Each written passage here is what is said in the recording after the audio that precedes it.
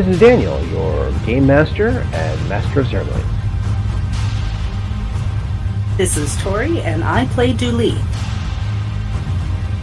This is Sorcerer, and I play Ty. This is Becca, and I play mir'grat. And this is Odyssey, a Babylon 5 story. Welcome aboard.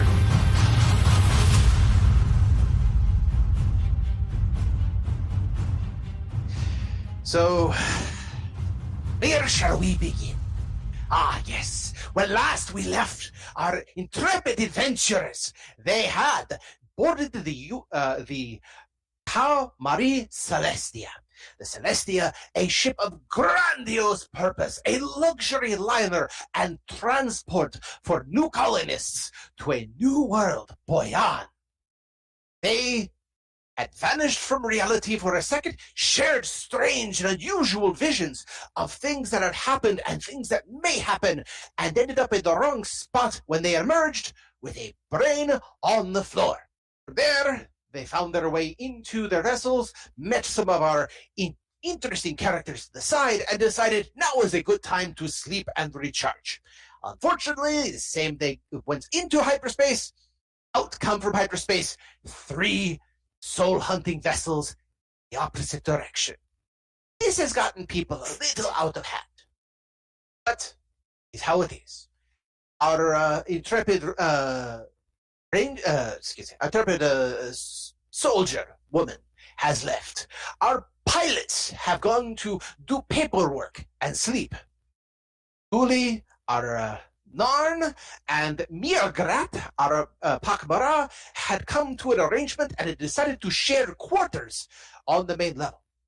They've gone in that direction to find their own spot, find how things relax, and make sure everything is as it should be. However, Ty, our intrepid trucker, and she who has some experience in some ways, has found herself in towards her cabin, and somebody calls her name. And that's where we begin for this session.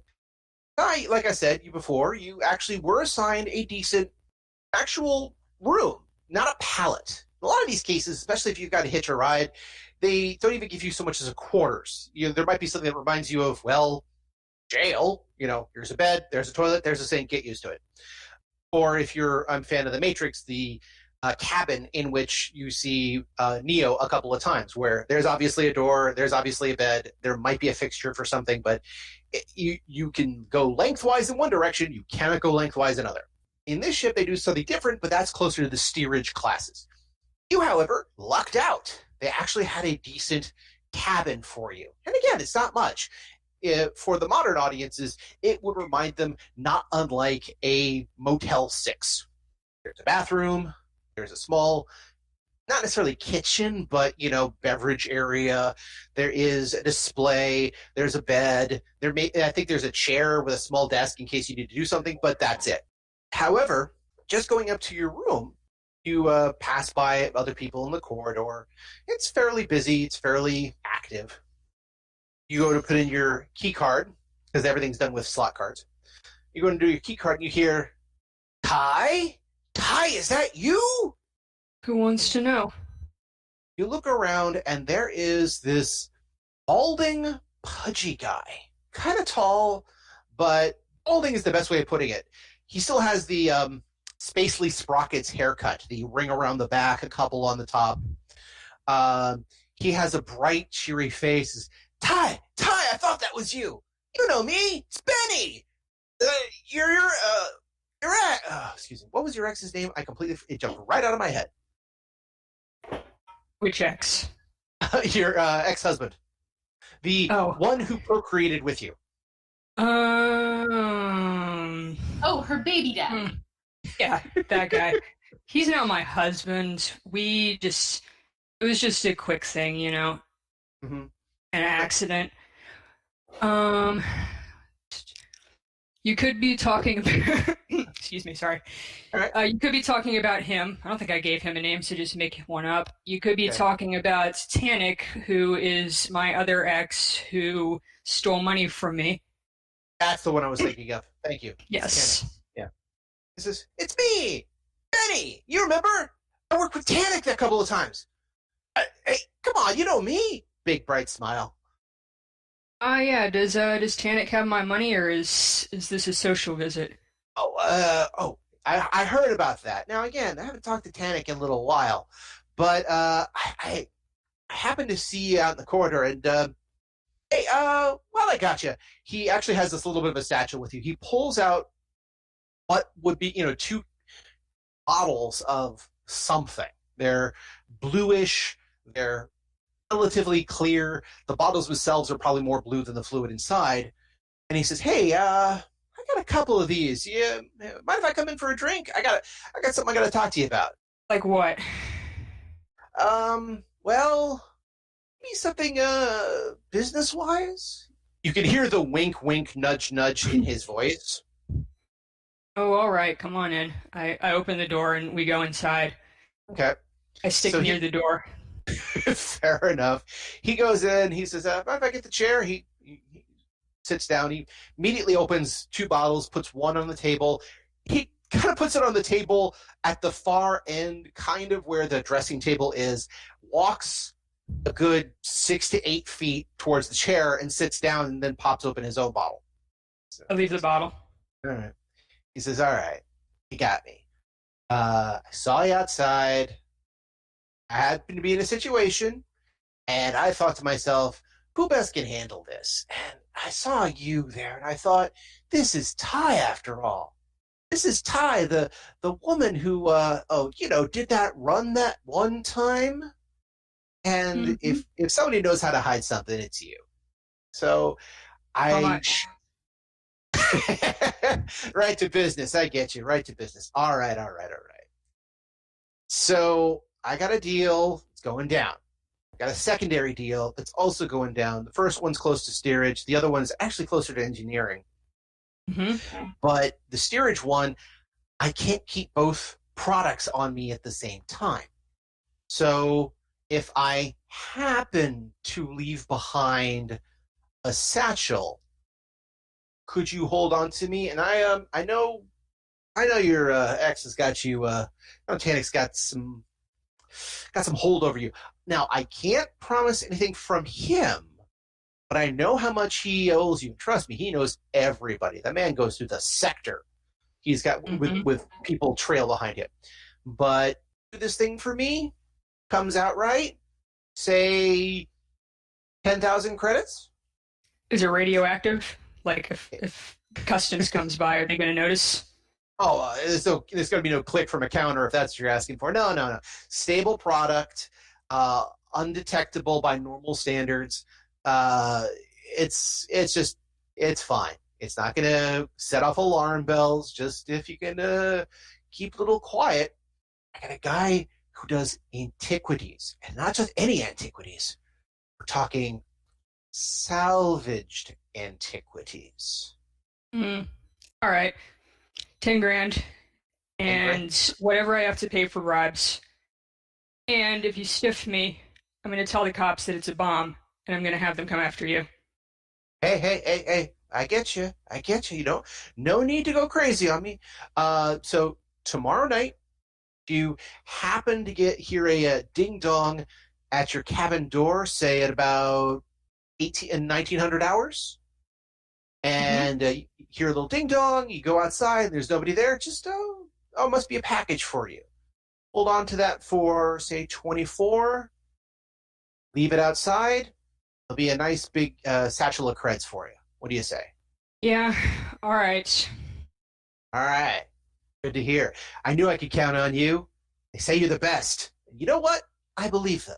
So in this case, I'm going to make sure that you do right for me. And here's the best part. If this goes well and my dealer helps a few things, then I'll put in a 10%. And you know what? I'm going to add your cost to what Tannic owes me. Deal? Deal. All right. Thank you. He stands up, throws back whatever was in his bottle, completely drains it, tosses it into the recycling as if he knew exactly where it was, just kind of almost over the shoulder, and still makes the hit. You know, so, all right. Mm-hmm. Pleasure as always. He starts walking towards you, and he realizes you're actually next to the door. He says, "May I?" Think about it for a second, and then I kind of shrug and let him go. Door opens, and he comes out and says, "Hey, it was good to check up with you. If you need another brewski, let me know. Have a good one." He wanders off. Oh, I almost forgot. He goes into his satchel again. I also got the Mars Rovers versus the Cincinnati Brewskins. Last playoffs. Is in this satchel, bud, but you need to take it easy on this. I'll take those tickets though. Oh, not tickets. He's got a holo viewer, 3D. It's basically, since you can't be there because they're playing over on Earth, it is a recording of it, but done in such a way that basically it's like VR, only more so. And it's cool. It's like being there. You can almost smell the hot dogs. I'll throw it in as bonus. And he kind of wanders off. Thanks, Ben. Hey, anytime. I pour that bottle of blue stuff down the sink. Whatever it is. It's definitely alcoholic. It definitely has a minty after smell, but you're fairly certain, again, without chemical compositions, you don't know if it was laced or something or not, but you're fairly certain it was probably some Ricari Brewskis, as they call them. It's a local IPA, just with strange fruits. You just never know with Ben. It could be anything. Yeah. I'm guessing from this point you enjoy the VR and call it a night for the evening, right? Yes. All right. Back with Dualian and mir'grat. After a little bit of time orchestrating a few things and figuring a few things out, you actually do figure out whose bed is who, what's the best arrangement, all the rest of that stuff. So you guys could basically become bosom buddies, to use a term. Well, it makes sense because Dooley's not accustomed to being alone. So yes, and mir'grat will take any excuse to follow an alien around. So it's perfect. Well, it's also doubly perfect because I'm still going through the Pak'ma'ra book, but Pak'ma'ras are very communally minded. It's not uncommon to see them sleeping in clusters. Yes, Pak'ma'ra are extremely communally minded, and mir'grat is going to be spending a decent amount of time, like, going to wherever the Pak'ma'ra on the Odyssey have congregated, just to, like, be a Pak'ma'ra for a while. But because of the nature of their work, which is to say, needing to interact in close quarters with other species, mir'grat has decided to not live with other Pak'ma'ra for the duration of their research, because they're having to go through a slightly more rigorous hygiene routine in order to maintain a professional appearance, shall we say. In other words, your stench and robes cannot be what everyone imagines traditional Pak'ma'ra to be, because you have to be almost an ambassador of Pak'ma'ra to these various races and be able to merge with them. So anything you can do to not be singled out, it would work, sort of thing, right? Not so much an ambassador, because, like, I feel like people have to respect ambassadors enough not to not tell them they smell. I have to, like, be the token coworker who's like, I need to follow you around so I can learn all of this stuff about you. And for people to be willing to say yes to that, you need to, well, in this case, not smell a certain way. Yes. Which, by the way, I was going through the book because I'm still going back through some of the other things. I did not realize there is a specific racial feat for Pak'ma'ra called stench.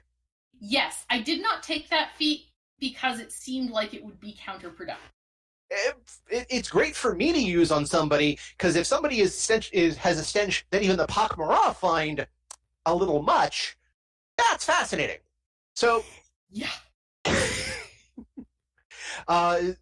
Now, Dooley, do you tell mir'grat anything about your purpose for being there, or do you just kind of let that sit?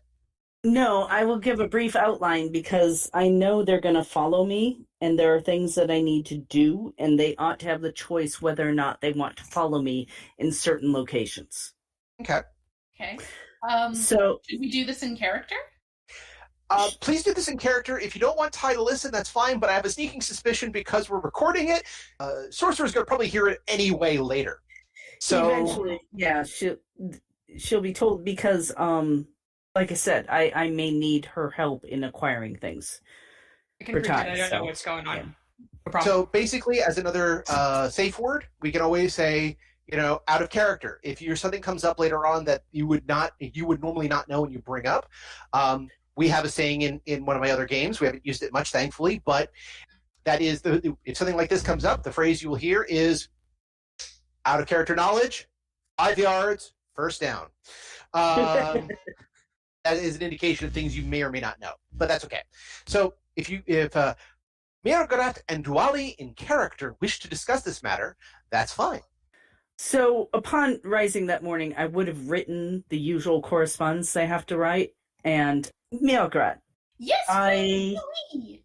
need to explain why I'm here, because if you're going to follow me about, there are some places you might not want to go. So I don't know if you know much about the Narn culture, but there is a new narcotic out there called amber, which is proving to be rather devastating to our physical. People react to it differently, but it's a very bad drug. And I was tasked with finding the source of it, who created it, because it seems to be almost bioengineered for my people. My last lead told me that there was going to be a big shipment on this ship, that there was going to be a big deal of some sort that might lead me closer to the source. So this morning, I'm going to hopefully send off a correspondence back to Narn saying this is why I'm, my update basically to the people who tasked me with this.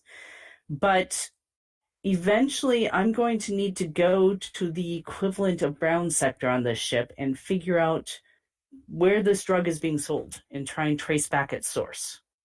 Friend Julie, may I make an observation about your most recent confession? Yes. You may be aware that the Pugmara are not entirely welcome in every area of Babylon 5. That is true. You may be further aware that we congregate in Brown Sector. It is, That is, to say, our stomping grounds. yes. I believe what she's trying to say is, I know the bad places better than you do. I understand that, but the Pakmara do not always deal with drug dealers, and so I wanted to make sure you understood what I was doing and where you might be following. Oh, do not fear, friend Julie. If I have any concerns for my own safety, I shall not hesitate to leave you hanging. Thank you for your consideration. I appreciate it. And she's smiling, but she's, obviously trying not to laugh, but understanding that this is part of the culture. She's still learning about Pakmara, but yeah. I just also would like to point out the fact that the Pakmara, big tentacle-headed things, with this case with a J-pop idol as a voice box, has casually mentioned, oh, do not be afraid. If anything were to happen, I am more than happy to let you die. Yes, I understood that. Listen, mir'grat's No. mission is greater than themselves. So they cannot do stupid things like let themselves get killed in a drug deal just because their friend is trying to do something for her people. Like, let's keep our priorities in line here. Yes. So Dooley will strap on what little weaponry she has, which I think is like a knife, ceremonial dagger, which is, again, knife, whatever works, which is allowed by some areas because it is considered a Narn sacred weapon. Drazi have similar ideas, as long as it's kept, like a lot of knives, under a certain length. So you're not carrying a Bowie knife. You're probably carrying something closer to a switchblade. Yeah, We're talking yeah. cure pound rules here. Hmm? Yeah. Cure pound rules. The knives that are like religious objects for the sick, where they're generally allowed to take them pretty much anywhere as long as they're under a certain size or kept in sheaths that can't be released, that sort of thing. Yeah. So similar idea. Duali can have a dagger, probably, again, about the size of a switchblade. So you're talking maybe a 3-inch blade. Yeah, doesn't matter as long as I have something on me. Yep. And so, I'm going to head out and find the nearest communication office and send that post. I've brought cash with me, by the way. Still using cash. Centauri ducats are some of the standards when it comes to actual cash. But also several races have their own local currency. For the Earthers and a bit to the ISA, they tend to use credit chits, which are basically, debit cards. Well, then I will use...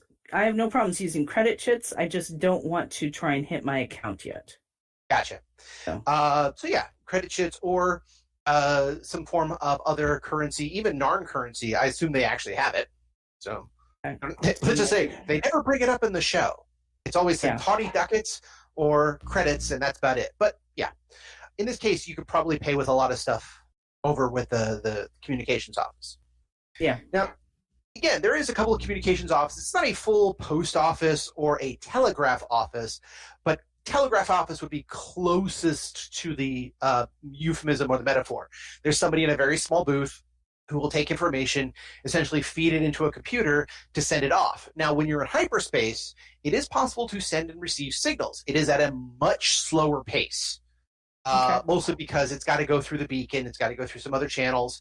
It's, again, that's one of the reasons, as I said before, why a lot of people use crystal couriers, because it tends to get the information in a better way. But yeah, if you're doing a simple, this is a report, sending it off, it's going to take a couple of days, if not a week, to reach your the correct person, but it can be done. It is marked diplomatic. Okay.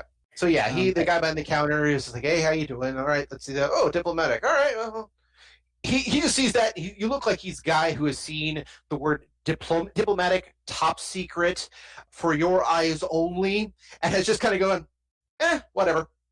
Yeah. Doesn't matter. Feed it in the computer and done. He charges you 10 credits for this, even though it is labeled as diplomatic. He just says, for him it's anything, but charge is a charge. And he will tell you, look, it's not going to be instantaneous while we're in hyperspace, but it'll get to where it needs to go. That is fun. A couple of relays will send it along correctly. So you guys, after that, where are you headed? We're going to find the equivalent of Brown Sector on this ship. Okay, that's going to be steerage. Steerage. Now, okay, there is one sector even more than that, which is the engineering. That's gray sector, which is it's there for a purpose and you ain't it. In this case, closer to Brown Sector is steerage. Now, again, we have first class, standard class, and steerage. And the standard class is basically where you guys are. It's basically congrats, middle class, whatever. Steerage is on some of the more inside decks. I'd like to say lower, but again, this thing does spin. So the more closer to the core you are, the more likely that you are steerage. No views, no nothing. Though you are closer to the main corridor, which there actually is a train system that goes from the front in the loading area and the bridge towards the back, which is the engine room. But it stops in the middle. So very much like Babylon 5, like the Excalibur, there actually is a train system in the very center of the Celestia. We will walk as much as possible, just to let you know. Okay. So you're going to take in the sights while they get to the sectors. No problem. Now, there are elevators that will take you up, for lack of a better term, towards steerage. There's also stairs left, right, and center. So you can actually get your exercise if you were walking this thing. Because this thing is probably, what? You're talking a fair number of decks, something like 10 decks up. Yeah. You're also talking lengthwise of this thing. It's probably about a mile long. I believe Babylon 5 was like 5 miles long, so that's about right. So it's about a mile in length. So you got a lot of room to move, and this gives mir'grat plenty to look at. Because as you progress through standard into steerage, and even going through standards, the best metaphor that comes to my mind is not correct, but I think you'll have the idea. Have you ever been to Vegas? No. Okay. Once. Well, if you ever go to Vegas, when you go to these resort hotels, like Caesar's Palace or the Venetian or whatever, they have massive casinos, but as you walk, you find that going from place A to B, there's tons of shops everywhere, no matter where you go. And it's anything from small food items to gift shops to rest areas and medical areas. Big fancy airport. Big fancy airport or a big mall, if a mall also had apartments in it. Okay. Yeah, there a lot of these places, but that's the other thing about reason I bring up Vegas is that the corridors are meant for walking and meant for enjoying. So they're a little on the wider side as compared to something like Babylon 5, which is very narrow. They're meant for, you can definitely tell where there are ceiling doors, meaning that at any moment, every 20 feet or so, a door could iris close and seal that entire section off. It's mostly done for security reasons and in case there's a breach of some type. But everything else, again, very walkable. People are not packed. There's definitely a lot of people there, but it's, again, like going to an airport. Sometimes you be, wall-to-wall people. Sometimes there's plenty of space in between. But you guys are going morning time, where you see people in exercise outfits heading to various places. You see early shoppers, early diners wandering around, and it's a huge collection of species, some which are listed in the book, some which aren't, because I will mix them up eventually. Some of them are just fascinating as mir'grat. Babylon 5 had a huge mix, which was great.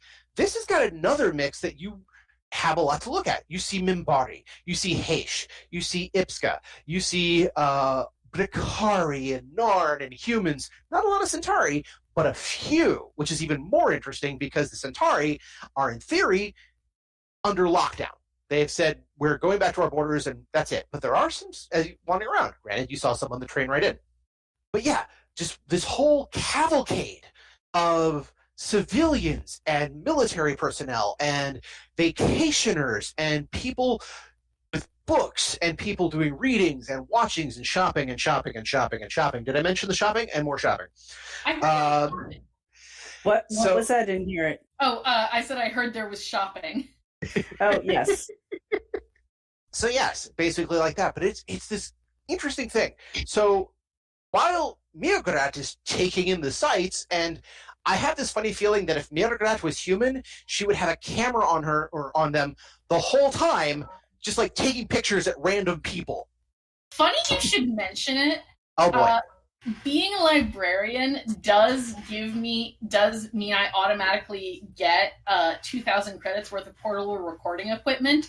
So I imagine I have a little I'm gonna assume the technology is there. I have like a little drone that's basically like a camera buddy that's kind of buzzing around me, and I'm sending it like instructions from my hand computer to take recording, of very to get up and record various people interacting, and like always in sort of like a public space, so it's kind of like not violating like privacy laws or anything, but like definitely doing the I have a drone camera, I am recording all of this very interesting stuff that is going on around me.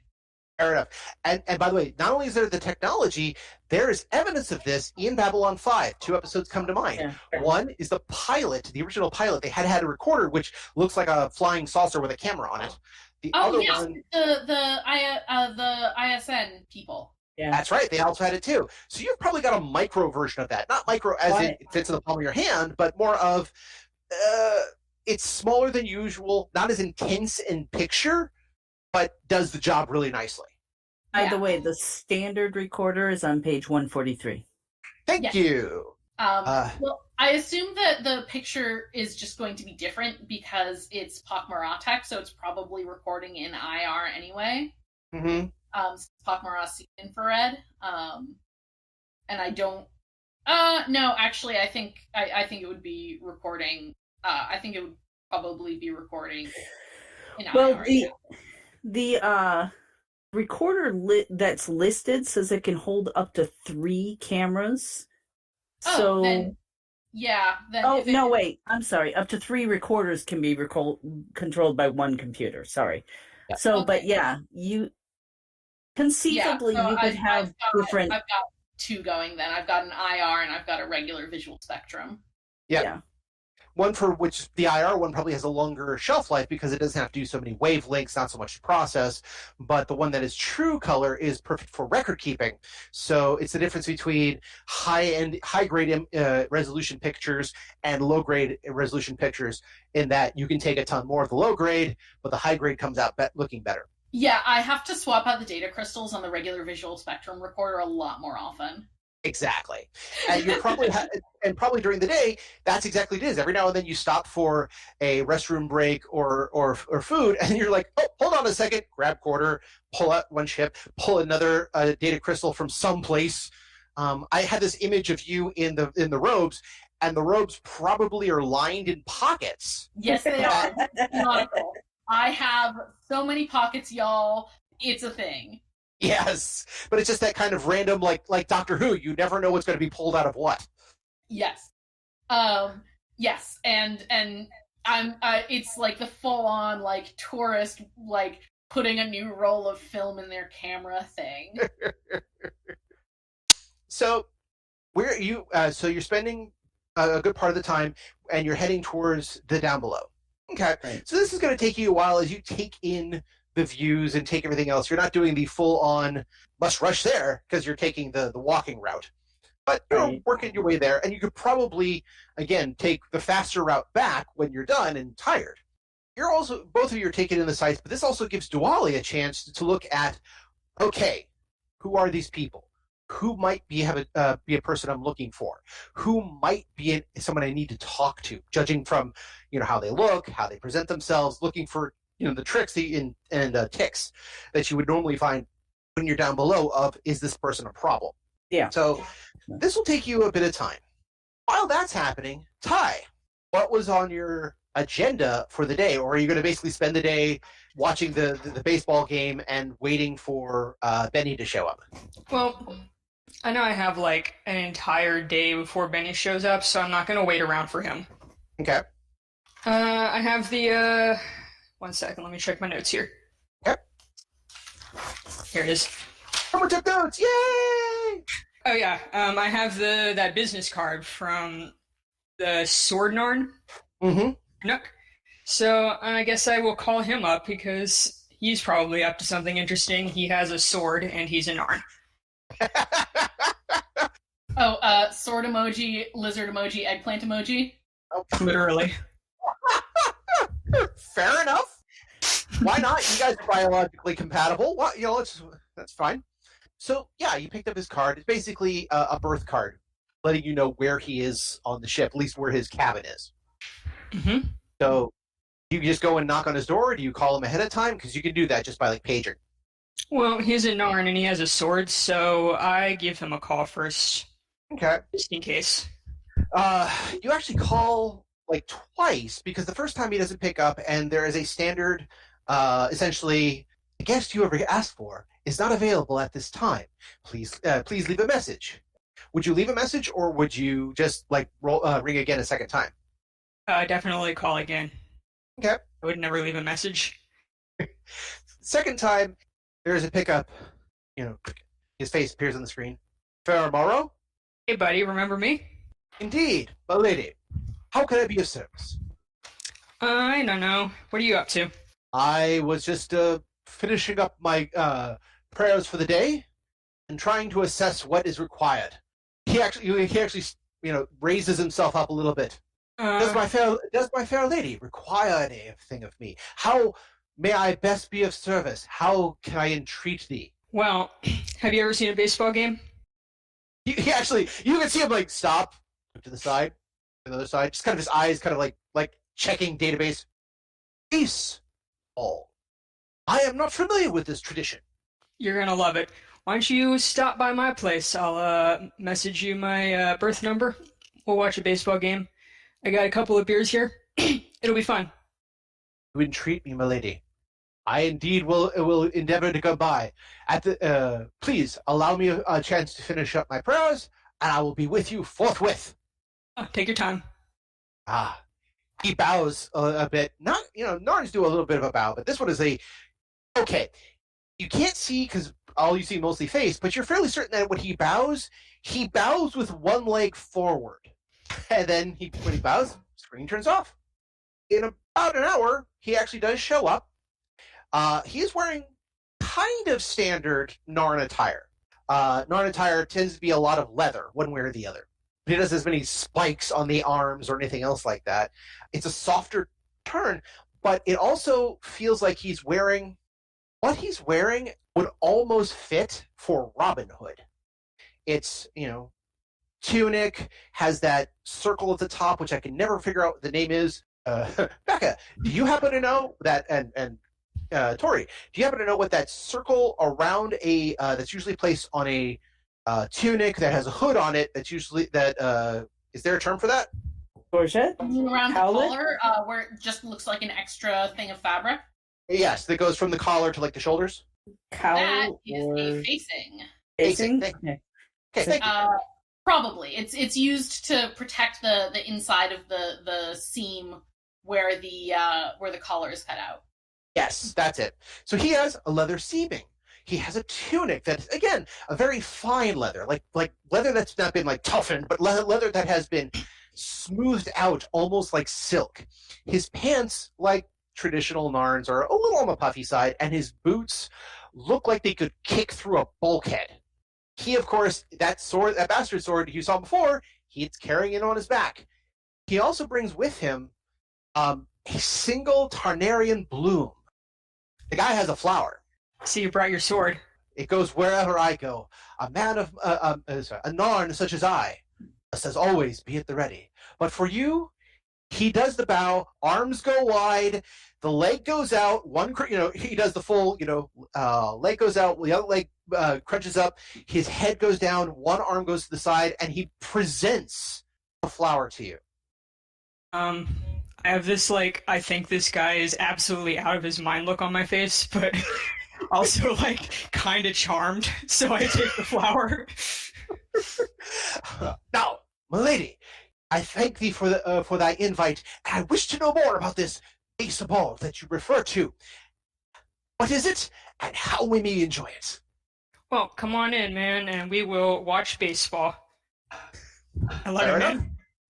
He comes in. Now, because this is a PG-13 game, I do have to ask, is this just baseball, or is this baseball and chill?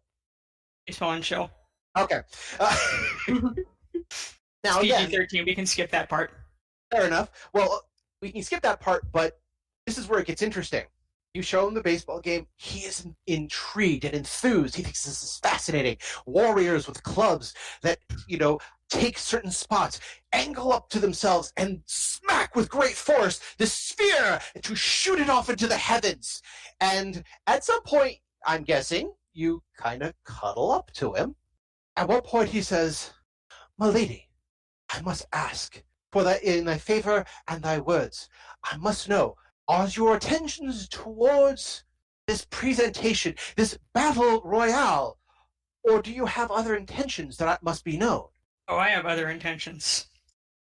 He kind of nods, and you actually think for a moment he crosses himself, forehead, stomach, and then he says, "Milady, if this is the quest you wish to have me upon, I will be more than happy to entreat thee at thy will."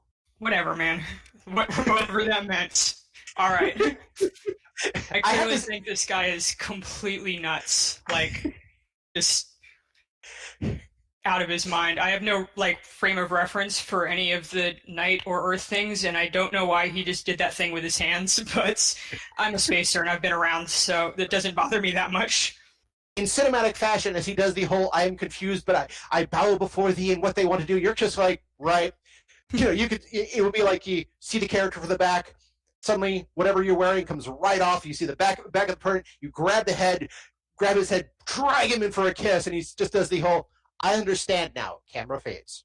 So yes, you have a lovely morning and a lovely afternoon, and well, it was a very fit Narn, very fit. He does have a sword. He does indeed have a sword. We'll get back to that as we continue back with Wally. As we push the PG-13 rating back to Diwali and mir'grat. So you make your way down to the steerage. And the one thing about steerage is it's open. And ceilings are a little on the low side. The walls are a bit wider. You can tell that there are booth areas for sleeping. Now, obviously, there are cabins, and when you pass an open door, you can see what the cabins look like inside. The cabins look like inside like a hostel. Basically, in each individual cabin that you see, there are basically bunk beds, lockers, usually at 6 bunk beds per room, one on each wall, one set on each wall. And as you move through, you see, of course, people are getting in, well, less and less shape. The clothing is off, they're kind of tattered. However, as you might imagine, you do see more and more Pak'ma'ra down here. No kidding. Oh, no kidding indeed. And in fact, when you get to a certain place, one of the humans comes up going, "Hey, this is a new one." Oh, he kind of walks up to mir'grat and says, "Oh, did you get lost there? Ah!" I will look at the human and say, kindly leave my friend alone. "Oh, well, I'm just a humble porter trying to see who goes where. You know how things have got to fit in the right place. But if your friend is lost, then might I suggest..." And he also, his hands shake a little bit. He doesn't necessarily have all his teeth, and his stance is very wide, and he doesn't seem to stand. He just so much as slowly dances back and forth in slipshod manner. "And if your friend's looking for a place to be, then might I suggest that way." And he points down a corridor. "That way, then to the left, and then to the right. That's Pak'ma'ra territory. So, go! We won't bother you. But go. Please go. Now, go." Yeah. Can I make a guess as to what he's on? That would be a knowledge roll or a sense motive roll. So we're going to need for you to... let me pull up a character sheet so I know exactly what it is. That would be, if you want to figure out what he's on, that is knowledge biology or medical, both of which are viable.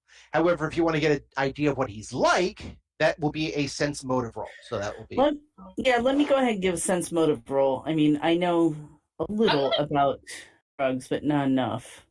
So while she's doing that, can I do medical or knowledge biology? Yes, you can. All right, I will do medical. All right, and Dwali rolled an 18. So 18, which is, for those who don't know, a die 20 plus her stats, which in this case is a 10. She rolled an 8. 18, which isn't bad, but it's not great. So what is his intention? He's basically doing the good old-fashioned, move it along, Sonny, move it along. We don't belong here. Yeah, you don't belong in this sector of places. Perhaps you will be happier someplace else. Mir'grat rolled her stats. She has a great medical stat at 14, but she only rolled a 6, but she got a result of a 20. What is this guy on? Well, he's on a lot of things. Definitely, he's going to be on stimulants.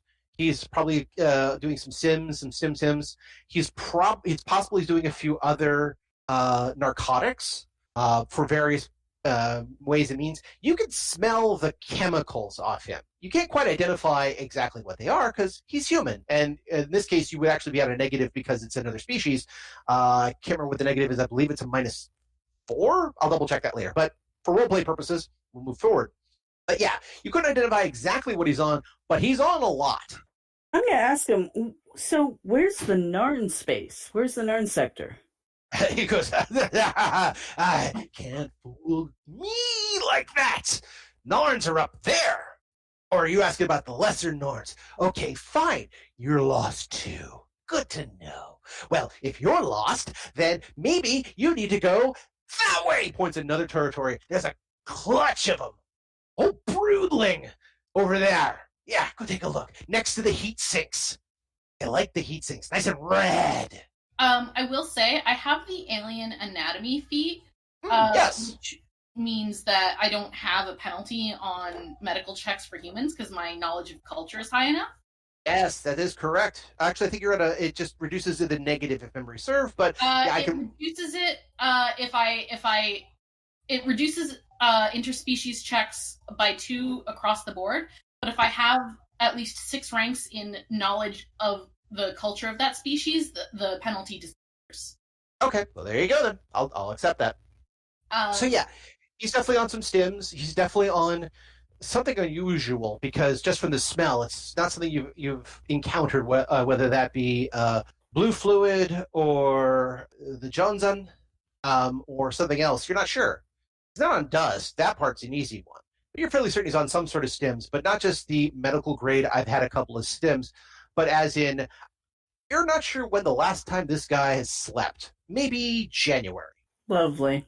So while this guy is going on, mir'grat is going to take another pine tree air freshener out of their bag and put it on their neck, with the one they're already wearing, and just kind of because they're used to being hey, Pak'ma'ra, go elsewhere, you smell.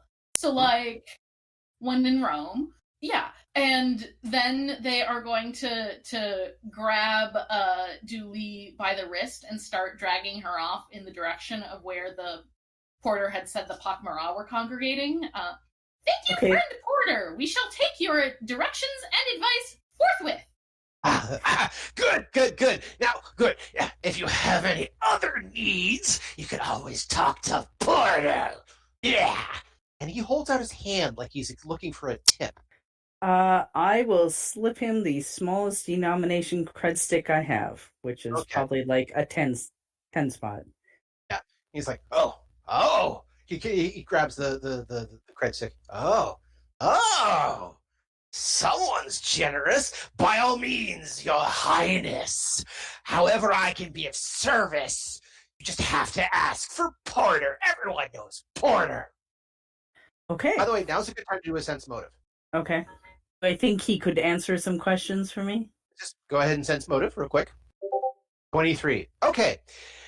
Yeah, it took a minute or two to try to figure out whether or not he is honestly saying, oh, thank you very much for this coinage, I'm more than happy to help, or if he's kindly telling you to screw off, but in such a sarcastic fashion that it's kind of looping around sarcasm, returning back to normal. This guy's on a lot of stuff. And with a 23, you have the idea of, yeah, he knows that you have at least some capital, more than probably a lot of people down here. He might be a source of information if you can grease his palms enough. Then get the hell out of his face. Okay, I need to figure out the money translation because I have a feeling that on this ship, things down here might cost less than they cost in Brown Sector. It's more limited, but again, this place is not necessarily going to be taking a lot of imports in, but it will be going to other places where things are imported from. So there's that. Yeah. Right. I guess that explains who we're going to go see first, and I follow mir'grat to the Pak'ma'ra section. Okay. Yeah. So I wanted to go here for a couple reasons. 3. Okay. Mm-hmm. So Pak'ma'ra are carrion eaters, so it is likely that they will know when and where dead bodies show up on the ship. Right, gotcha. 2, Pak'ma'ra basically go everywhere because people kind of ignore them because they're gross carrion eaters. They're like rats or pigeons, except sentient and Anyway, 3rd, Pak'ma'ra are known for their extremely good sense of smell. Okay. Because that's they see in infrared, but they use smell and taste very proactive, much more so than humans would. It's kind of like a rhino. A rhino has eyes, but in the same way that a human would smell smoke and they would then look around to see where the fires come from, a rhino sees flame and then uses his nose to figure out everything else. Yeah. So Pak'ma'ra get a lot of information from smelling and tasting things. What I want to do is I want to go to the Pak'ma'ra in down below and ask them basically, are there any Narn bodies showing up? Can you keep an eye out for Narn bodies showing up? And if Dooley has like a sample of this amber drug, I want to like let them smell it so that they can like identify it to tell us, you know, where if someone like smells like this when they die, or if they like encounter it while they're doing their thing down below. Yep. I am gonna work the Pak'ma'ra espionage network. Julie looks amazed, and she actually does have 2 cubes of amber in a small wooden box, so she opens up the box and lets your new acquaintances smell the drug. Okay, so Pak'ma'ra are immune to many common poisons, so I'm assuming it's okay if they taste it, especially if it was engineered towards Narn, which are not terribly biocompatible with Pak'ma'ra. It's a good question. It's kind of like licking the icing on a $5,000 cake, but okay. If I ever have to sell it for quick cash, I guess the customer doesn't need to know that a bunch of Pak'ma'ra licked it.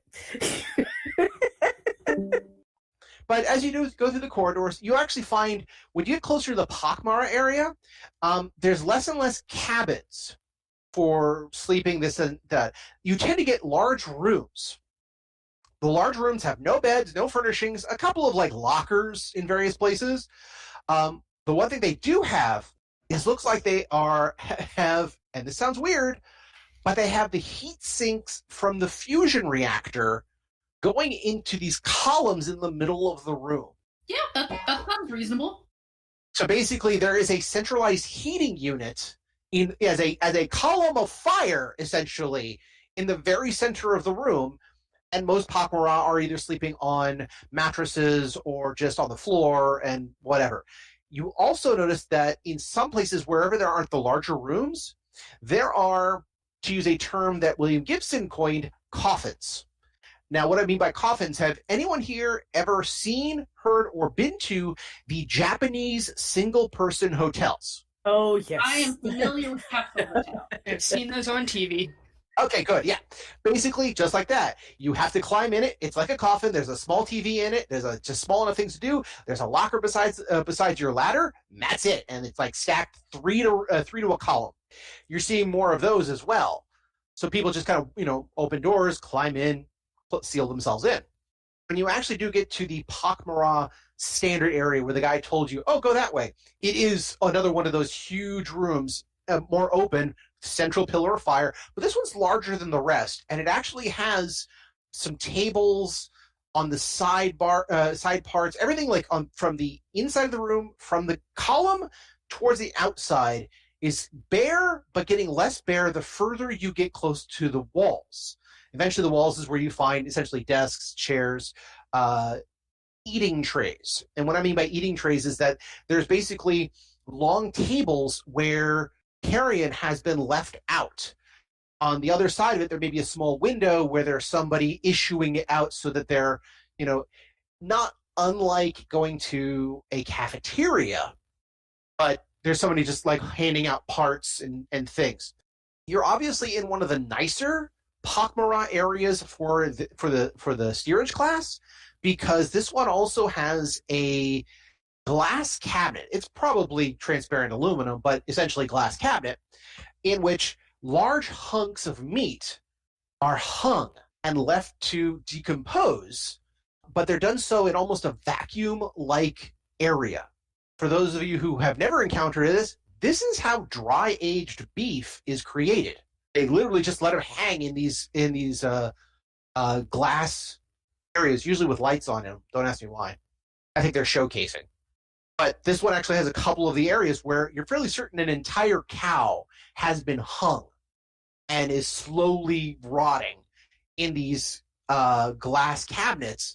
But it's a way of showcasing, we have this available, and we have this available. Yes, it's all normal to me. Yeah, exactly. Based on this, for Duali, you would guess that you're actually in one of the steerage eating centers, because you've seen the sleep ones, Okay. but this is usually more of one of the eating areas for the Pak'mara in the steerage area. Stop at the entryway, and mir'grat, you go do what you need to do. I'm good right here. Oh, Yeah. I am not here to eat. I am here to, and I'm assuming Dooley is a little bit taller than mir'grat here, so they're going to sort of like pop up on their toes a little bit. Perform espionage! You do realize that normally one is secretive when doing those activities and doesn't announce it to the entire steerage cabinet. Typically, this is the case. However, when one is standing in the eating area of a Pak'mara, one trusts that the Pak'mara will keep one's secrets. Yes, but they're not the only ones around. They are when they're eating. Well, okay, you have a point. In true fashion, you realize this is the perfect time for Duali to make a fortitude save. Yes. I figured something like that was coming. I have been friends with the Pak'mara, but watching them eat is just a whole nother thing. I'm looking for that stat. Here it is. Not my best stat. Not good. Ooh. Yeah. In true cinematic fashion, you're like, but this is where I think I'll stay right here. A Pak'mara wanders over with a leg of something. You're not sure what it is, but it wasn't hooved. It has toes. Oh, yeah. And it could be anything, and yet it comes over and looks over at mir'grat. Now, I do not know the correct term myself, but essentially it would be saying, "Oh, brother, have you eaten recently?" and offers a bit of the leg to you, which the smell hits Duali like a brick. Leave the entrance and go down the hall and try not to puke. Fair enough. I still want to stay within sight of the entrance, but I'm not going to stand in the entrance anymore. You don't run, you don't stumble, but you kind of do that whole, if you could be on all fours, you might end up going there, but just that, oh my god, do what you gotta do! And you head down the hall. The other Pak'mara, when they see this, we see Duali run, they all just kind of turn their heads and collectively laugh, which, if you're not prepared for it, is kind of creepy. I imagine it sounds like a china cabinet going through some shit based on the fruit plates and everything. Oh my. Not unlike which, again, you can tell from the mandibles moving, oh my god, these people think that they are just having a ball. Only about a third of them are wearing translator units. The rest of them are just there. And the one who offered you the leg looks over. What was that all about? Ah, yes, a research subject. Pay them no mind. I understand. Please. He actually looks at your robes a little bit. You are of station, yes? Yes, I am. I am conducting research on this vessel, and I have attached myself to one of the aliens therein for my purpose. I understand. There was another that came around later last night who had similar questions and companions. But how can I help you? Please. I am Lix Rosui. Lix Rosui. I would be considered host of this banquet hall.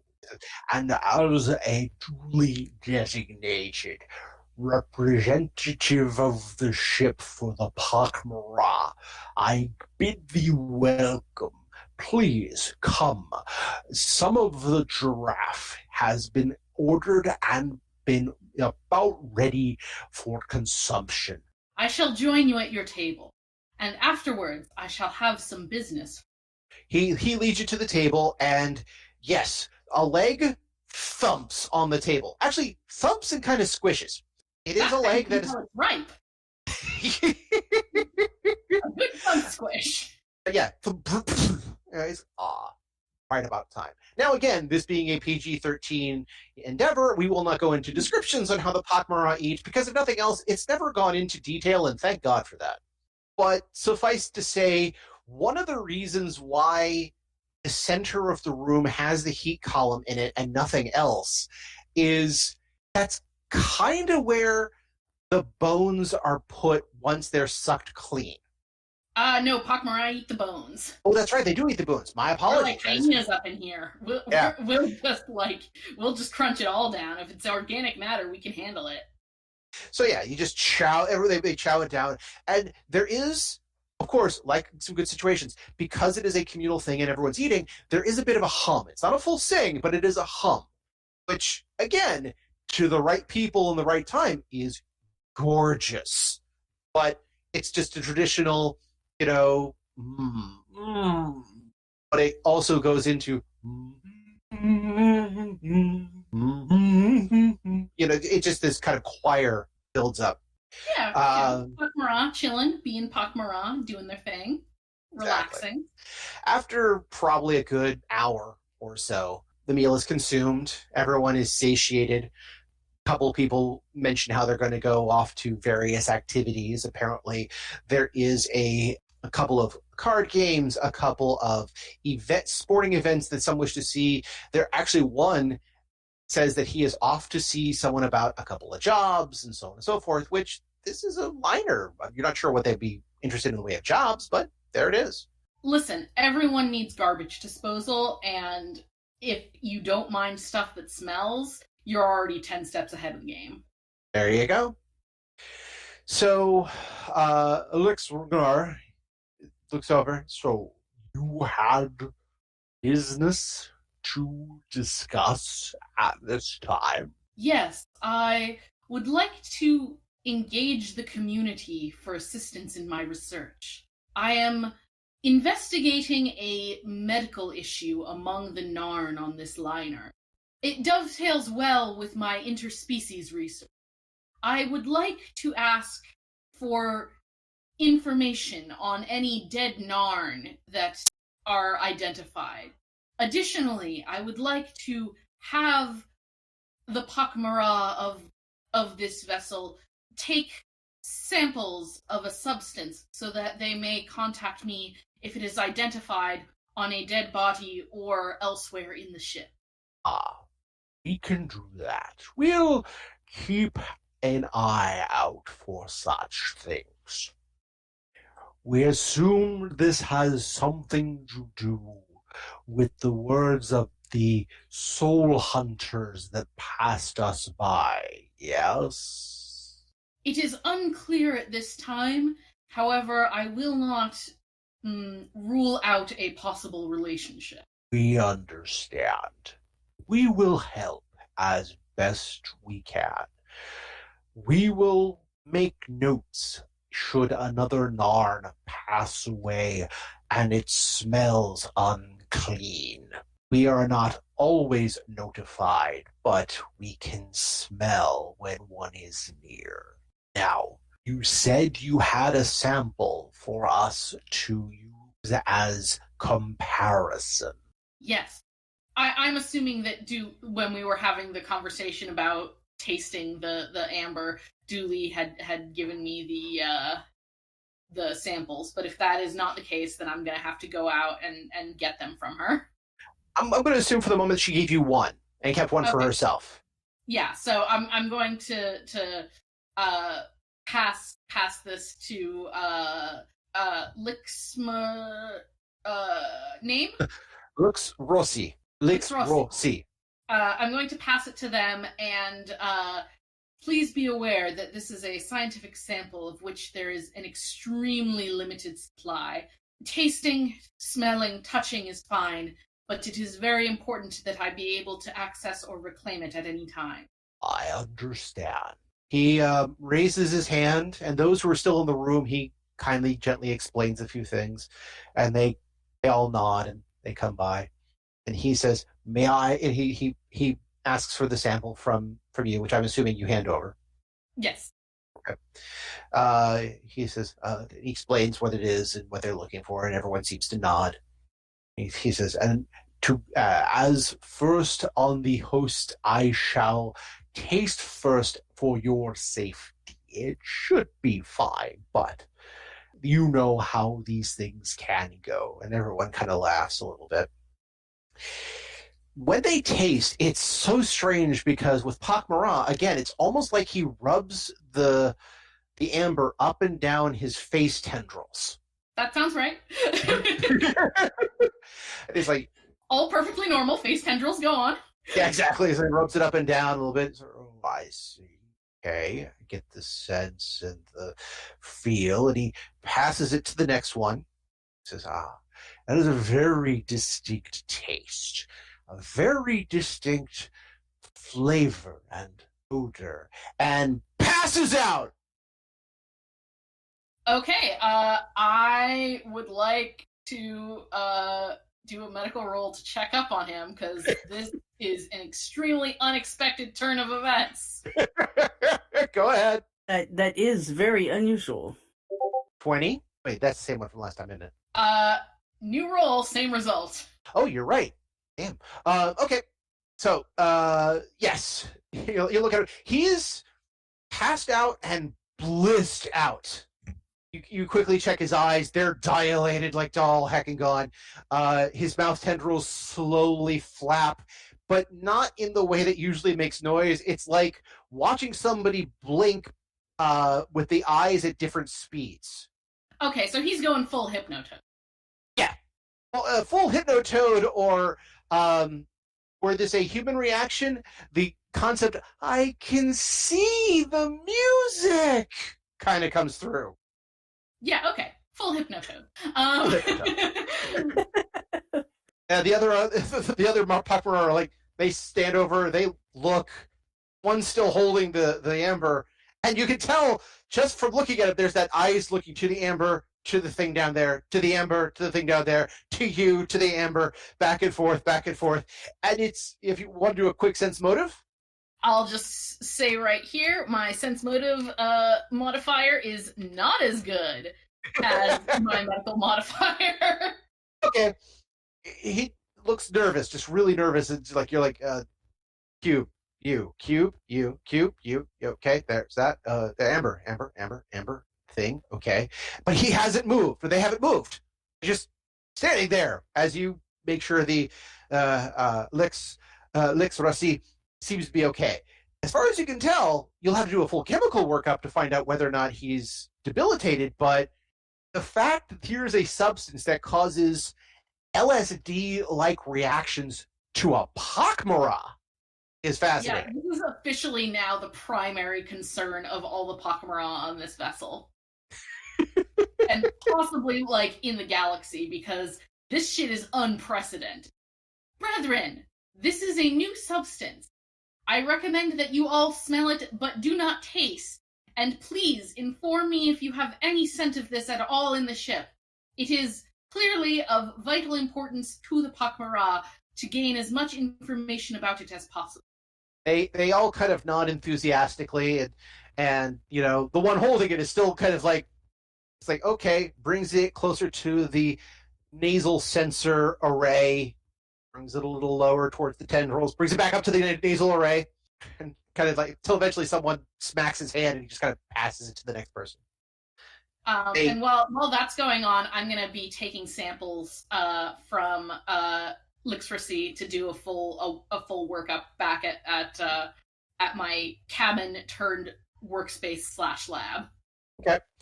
Do you have? How do you take the samples? Do you have a sampler or a syringe or like a wand? I have a first aid kit on me, which I'm assuming will have like basic medical equipment. Well, if it's first aid, basic medical, and Babylon 5, they basically still do carry wands. Like the tricorder wand you find from Star Trek, except this one looks like a crystal knife when they actually use it. Yeah, so I'm gonna use that then. Okay, you come out. The blood chemistry has changed a bit. It's not dangerous, but it's definitely incapacitating. And give me a medical knowledge medical, or excuse me, just I think there's a medical. There's a medical. Yeah, there is. 25. Okay. Lixoracy will be okay. Lixoracy is going to be out for about 24 to 48 hours, or at least not in his right mind. But the chemical, from what you could tell from the scan, should pass.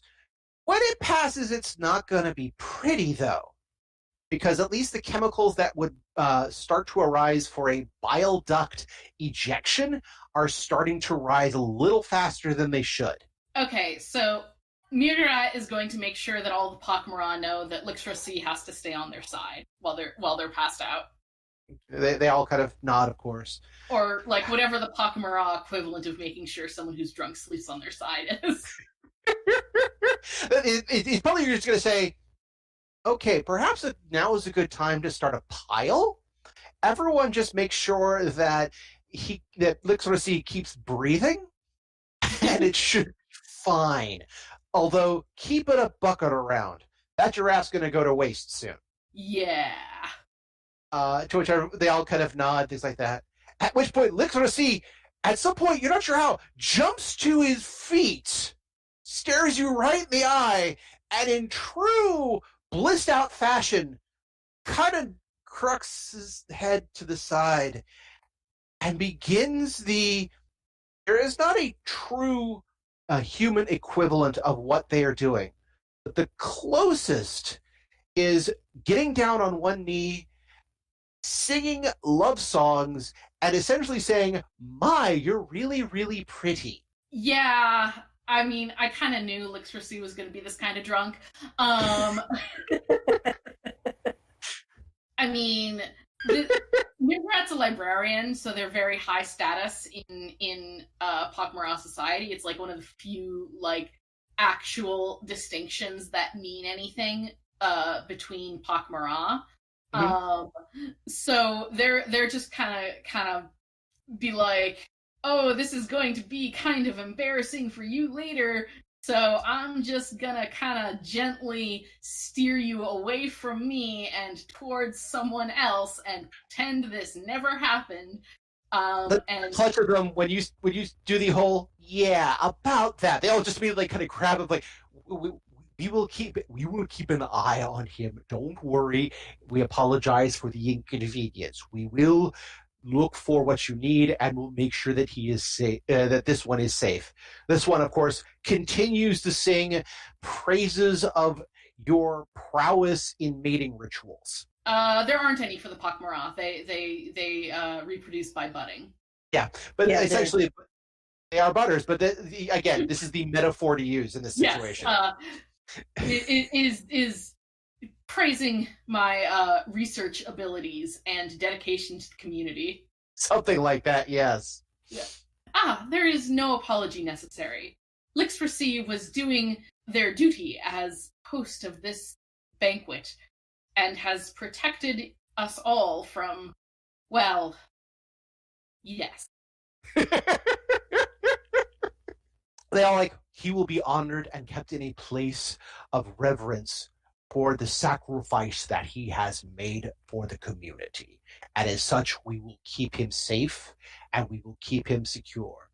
We will call the choir to sing prayers over him to ensure that he is well-mind and well-spirit. I leave Lixoracy in your excellent care, and I commend you for your dedication to the task to which I have set you. They kind of nod, thank you. And they literally just have to kind of drag him away to one of the other sleeping areas. This is technically a cafeteria you're in right now, so they have to take him away. By the way, Dwally, you get to watch all this from a distance in probably abject horror. Yeah. I didn't expect that response of the drug, but it proves that now it's just a lot more dangerous than I ever thought it would be. Well, it also means that now you have the Pak'ma'ra on board with tracking this down as well, because there is not a lot of stuff out there that can affect us. This is big news. Yeah. Yeah, this is a bit huge.